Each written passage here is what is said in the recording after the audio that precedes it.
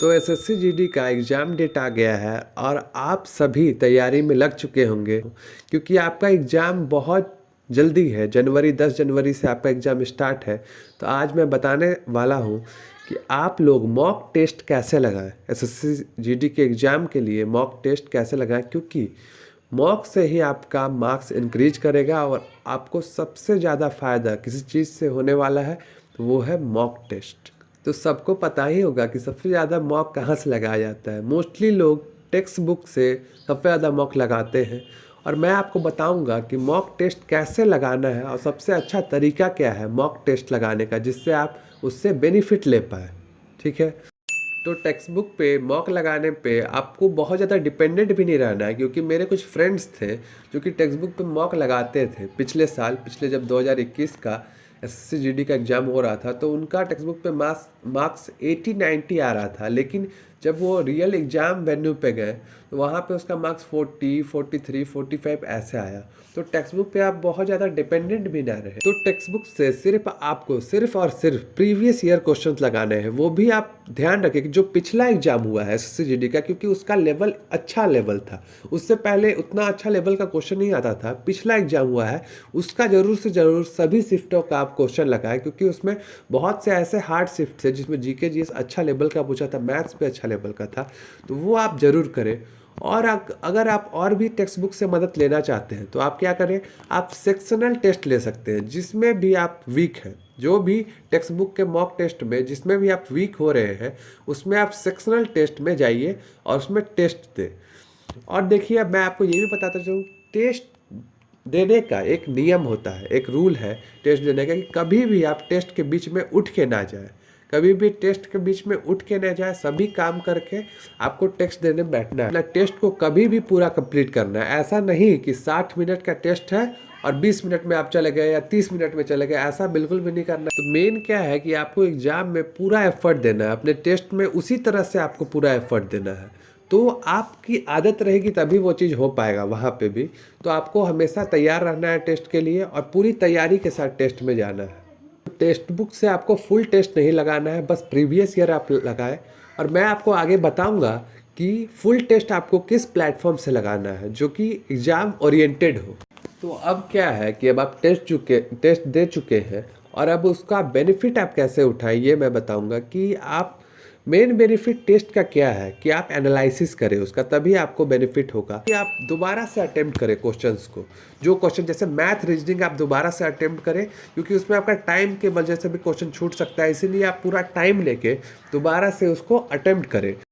तो आपको अब सॉल्यूशन नहीं देखना है, आपको अब सिर्फ री अटेम्प्ट करना है। क्योंकि मैं बार बार कह रहा हूँ कि री अटेम्प्ट जरूर करिए, क्योंकि उसी से आपको बेनिफिट मिलेगा। क्योंकि अब आपके पास बहुत टाइम है, क्योंकि टेस्ट खत्म हो चुका है। आप टाइम लेके री अटेम्प्ट करिए, तभी आपको पता चलेगा कि आपको वो क्वेश्चन थोड़ा सा भी आ रहा था या नहीं।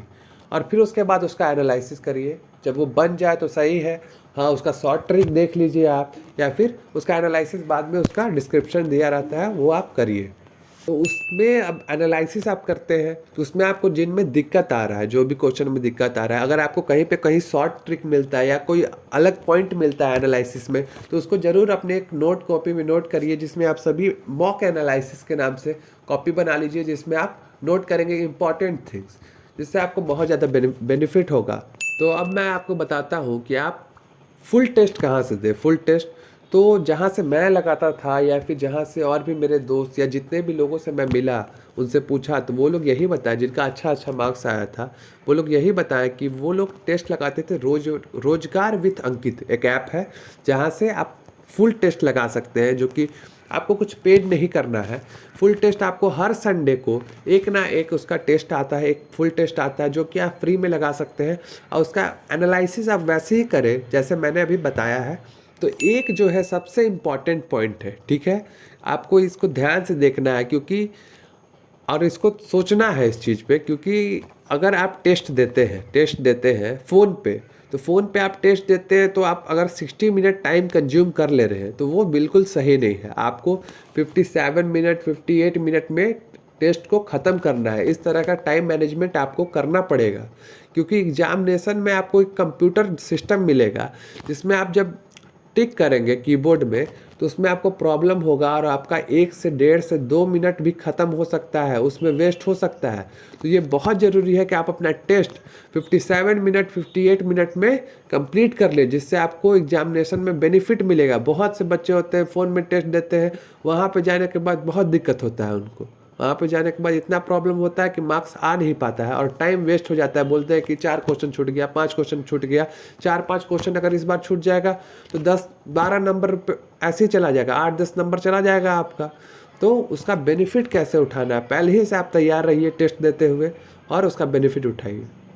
और आपका जो भी मार्क्स आता है टेस्ट में, आपको बिल्कुल टेंशन नहीं लेना है। आप जैसे ही 2-3 मॉक देंगे, उसका एनालिसिस करेंगे, आप पढ़ते रहेंगे, तो आपका क्या होगा, मार्क्स जरूर से जरूर इंक्रीज करेगा। अगर आपका 60 से कम मार्क्स आता है मॉक टेस्ट में, तो आपको क्या करना है, उस सेक्शन पे टाइम देना है। अगर उसको 2 से 3 दिन आप टाइम देंगे, उस क्वेश्चन को सॉल्व करिए, उसके बाद ही आपको मॉक लगाना है आगे वाला टेस्ट।